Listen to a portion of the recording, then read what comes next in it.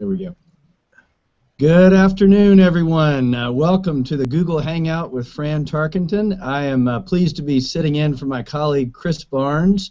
I am Matthew Tarkenton. I am Fran's favorite son. That's because I'm his only son, and I'm pleased to be hosting it today. Dad, we're going to talk today about 5 things that people can do every day to be successful, but maybe as a lead-in, I know growing up and watching you play football and preparing habits and successful habits have always been part of your preparation in sports and business. Yeah.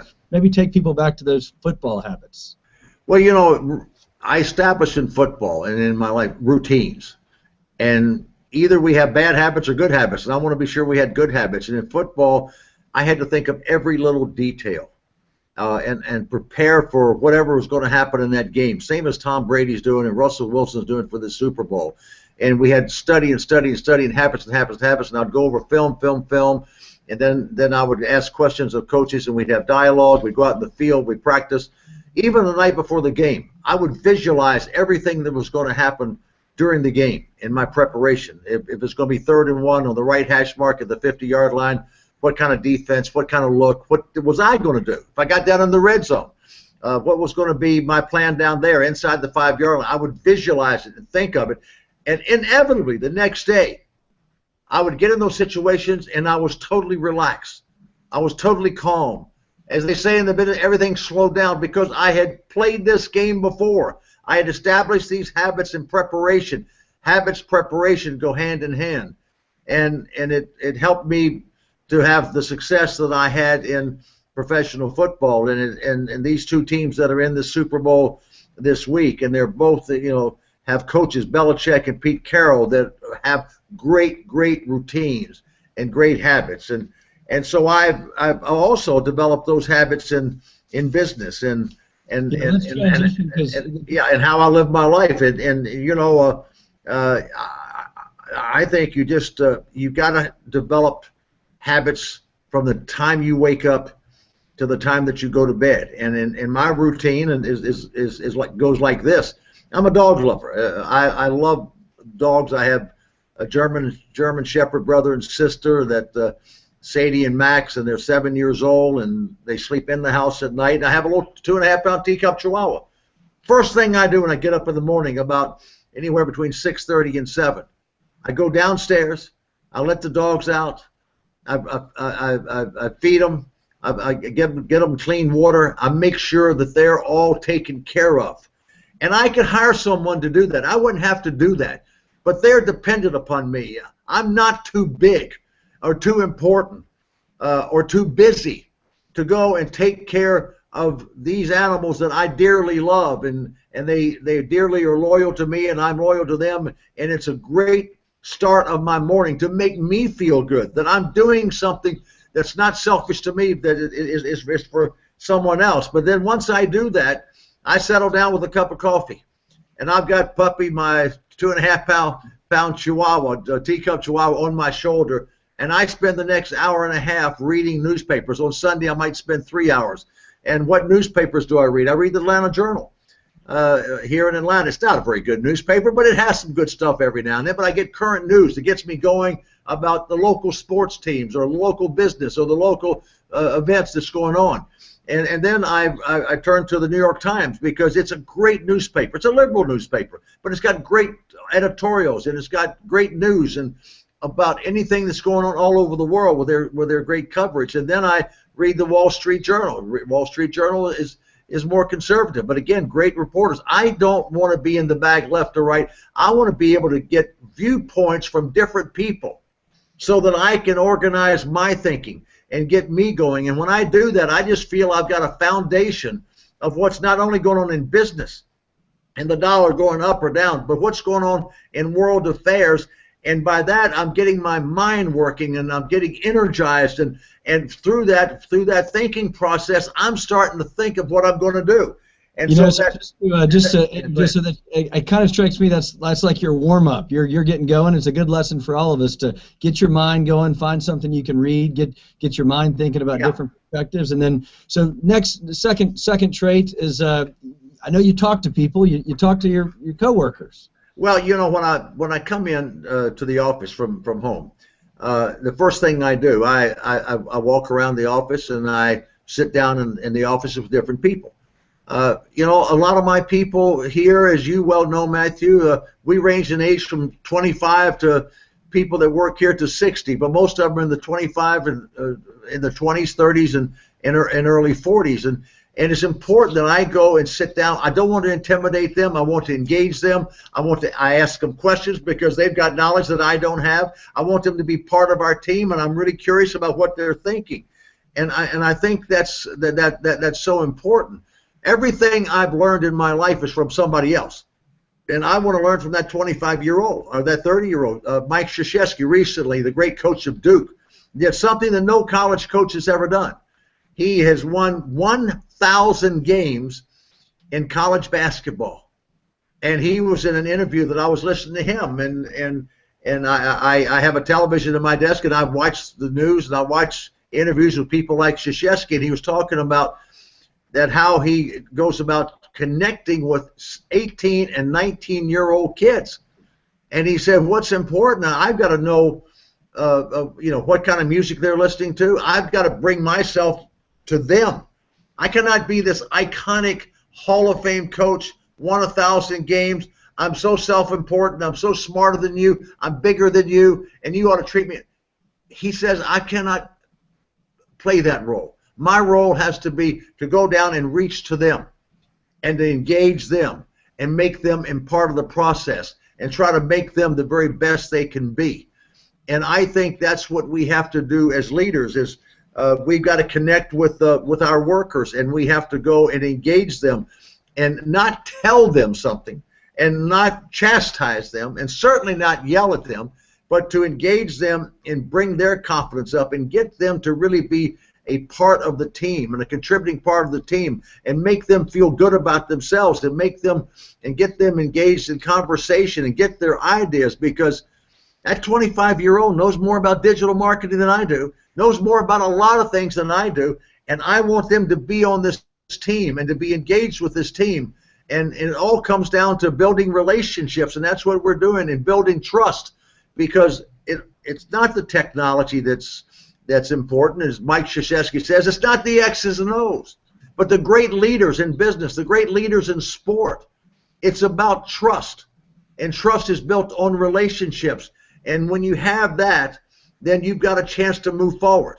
But it's not about me playing the role. I am the chairman of the board of the company, or I'm the president of the company, or I'm a Hall of Fame football player, and you ought to listen to me because I'm a lot smarter than you and I'm more experienced than you. That's not what we're about. That's not what we do. We engage and make these people feel important. You know why we want to make them feel important? Because they are important. And there, if you take that attitude, that's another habit I have. First thing in the morning when I come to work, I go and engage with the people in this office, and to be able to get them being part of the team and part of the process and part of us coming up with better solutions for our customers, better ideas for what we do. One of the most famous icons of that philosophy was Sam Walton, who used to go and talk to the folks right in the store and right there on the sales, not necessarily the sales manager, but the people actually in the aisle selling stuff. Okay, we got a few minutes to hit the next three. Being responsive. I know this is something that's really important, and you take great pride in respect and respecting people when they reach out to you. Give them a response. It's so important. I know you people out there listen. How often do you try to get with somebody and they don't answer your phone call, they don't return your phone call in a timely way, they don't return your email in a timely way, and you try to get a meeting with them and they're just too busy. They're too busy to do all those things. And that is, it's such a negative. Sam Walton was one of my mentors. Bernie Marcus, the founder of Home Depot, was one of my mentors. And in my years, Mr. Sam's been gone now since the early 90s. But he was never too busy. He answered his phone. He talked to people. He was responsive to people. I remember here in Atlanta, Arthur Blank, the owner of the Atlanta Falcons, and when he first became the owner of the Atlanta Falcons, one of my old friends was a minority owner of the Falcons also, and and this guy wanted to have dialogue with me, wanted to have a meeting with me, and it was September during the season. And so this guy said, yeah, that Arthur Blank really wants to have a meeting with you. He really wants to have a chat with you. And I said, well, that'll be fine. I'll be glad to do it. This was like September the 15th. So I said, I'll be available, and I'll be happy to meet with Arthur. He comes back and said, well, he's not going to be able to meet with you until the 1st of December. The 1st of December, please. And so that started off a really bad thing for me. I've never met him since then. I had no interest in seeing him in the 1st of December. And that's what happens when you're too busy. I've had people of high places that were business partners of mine who were good people. And I reached out to them and went months without hearing back from them. That's all a negative situation. We have to be responsive. And with that, it's about respect. You know, it's so important in our life. And that's what business is, our life. We've got to have respect for all the people, not just the people that we think are important or the people that we think can really help me, and I'm going to butter up to these billionaires or zillionaires because maybe they'll be nice to me and give me $1 every now and then. We got to be responsive to everybody. We got to treat everybody with respect. Everybody in your building, everybody on your team, everybody outside your team, everybody on the street. And I know when I go out and enjoy good lunches and good dinners with my wife and my friends, I want to make sure that when I walk into a restaurant, the waiters that do such a great job of waiting on us and waiting the tables and taking our orders, I treat them with great respect. And sometimes I'm with people that just habitually do not treat them with respect. I don't have dinner with them anymore. I don't have lunch with them anymore. I don't want to be around that type of environment. It's about relationships. It's about trust. It's about treating people with respect.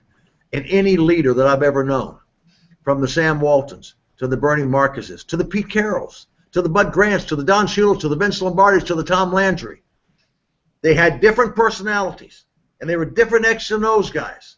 But they will tell you if they were here today, it's all about the people. It's all about the relationships. Yeah. And don't be too busy. I take phone calls. I return phone calls. If I cannot return phone calls, I have my secretary go back and say, he's tied up today, but can he talk to you tomorrow morning at 9 o'clock or 10 o'clock?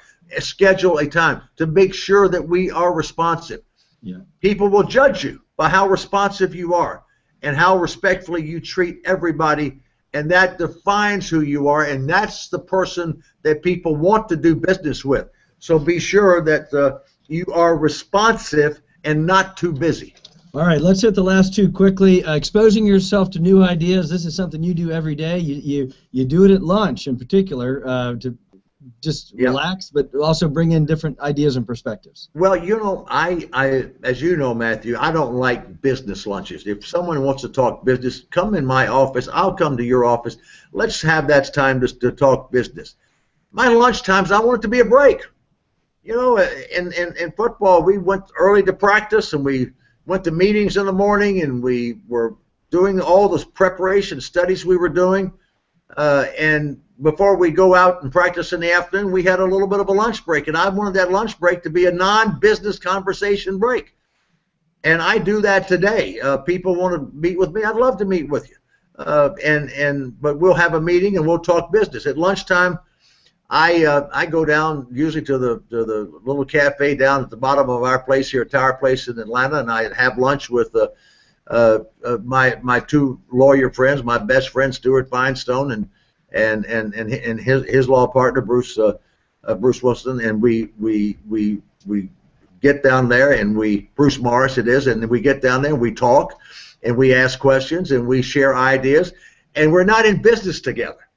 And Bruce Morris is more of a liberal, and Stuart is more of a conservative, and we have great political dialogue, great human interest dialogue, but we really have the freedom to talk about anything that we want to talk about. And so we go outside the lines, inside the lines, and we explore. And all of a sudden, we've attracted other people that want to come and have lunch with us and be in this conversation, because it's very energetic, it's very back and forth, and it's just something that we really enjoy, and it kind of keeps a different dimension on my brain. As you see, all through this, I'm working this brain of mine. Yeah. I want it to work. I want it to exercise. I want it to be open to ideas. I want it to be sharing ideas and asking questions and being curious and listening. And so I ask a ton of questions of all of these people, and I get their input from a different perspective and a non-business perspective that really helps grow me as a person, as a business person, as a friend, as a colleague, or whatever it might be. Yeah, it keeps you young here. Okay, the last one, thank someone, and then we're going to go to the Super Bowl prediction. But okay, thank somebody every day. Well, yes, it's called the power of positive reinforcement. But, you know, it's about thanking someone for doing something real. You know, people say, well, I want to be positive. And so they'll have a meeting with people. Oh, you guys, are you women here, are you employees here, all you people that work with, you've done such a great job this year, or this week, or this month. And I ask people, ask that person who says that, what is it that I've done so good? And most of the time they're lost. I think that giving people positive reinforcement, saying something good, but make it specific and timely. I celebrated, my wife had a surprise 75th birthday party for me last weekend, and it was you know, I'm going to be 75 on February the 3rd, so it was a little before my 75th birthday, and one of the people there was Lawrence Smith, who I kind of grew up with. He lived in my house during college years. He was a track star at Georgia, and we became friends in 1957. And he played track, and I played football. He's a journalism major, and he's iconic at the University of Georgia. He's done so many great things for the university. He's a writer. He has interviewed everybody from Ted Williams to Billy Bob, and he travels the world to the British Open every year, and he's just great. And so he came, and he was one of the speakers at my 75th, and he was funny, and he made everybody laugh. He told a lot of old stories. But then he wrote an article for the Athens Banner-Herald about his old buddy Fran Tarkenton. And the article was just, you know, I've had a lot of articles written about me, but this is my buddy of 50-plus years. And it was just a sweet, nice article that talked about my attributes, if I have any, but he found some. And rather than just saying, right away, I wrote him a note and thanked him. And I said, what a nice article. It was heartfelt, and coming from you, it was really meaningful. Yeah, and thanking people is a great habit to be in every day. We're almost out of time. We had several questions come in. Dad, we only got a minute or two, but just quick Super Bowl. We're on the eve of the Super Bowl here. Henry asked a question: if you could play for Pete Carroll or Bill Belichick, which would it be? And then who are you predicting in the big game on Sunday? Well, I don't know Belichick. I'm a great fan of Belichick. He's amazing. Pete Carroll, I know, and I'm a great fan of Pete Carroll. I'd like to play for both of them. Bill Belichick, you know, he doesn't have Pete Carroll's personality or charisma. He's a different kind of person. Bud Grant, my coach, people thought he was dull and boring because he was always standing on the sidelines with his arms folded. It looked like he never said anything, never had any emotion, but he did. And he had all those things, and he was a joy to play for. Belichick is a little grumpy. But man, can he coach. He is as smart as any guy I've ever seen, and I'd like to play for him because he's so innovative, creative, and he's a player's coach too. Pete Carroll is all about the players, all about letting each player be the best they can be, and that's what's important with Pete Carroll, and he makes sure they can be the best they can be. He's what they call a player's coach, but he's innovative, creative. These guys really are not yellers and screamers like they were in my day. I don't believe in yelling and screaming. I believe in being instructive and being respectful. And these coaches are all of that. And both of these coaches are going to choose the right players and put the right people together and put team first and the players first. And that's why they are successful. Pete Carroll going for his second. Pete Carroll going for a second Super Bowl win, and Belichick going for maybe his third. Now, the game itself, I think it's a great matchup. I give the edge to New England. I think New England, offensive Tom Brady is just as great a quarterback that's ever been. He's playing at a high level. Their defense is playing better this year than before. I don't think Seattle's as good a defensive team as they were a year ago. They got Marshawn Lynch who could really run it. But last week, 2 weeks ago against Green Bay, Aaron Rodgers played on one leg and he had his way with them. They didn't pressure him. They didn't knock him down. They rushed for 150 yards against Seattle, and they really, I think, should have won the game. And I think New England, Belichick, if you give him 2 weeks to prepare, man, he's going to have some surprises for you.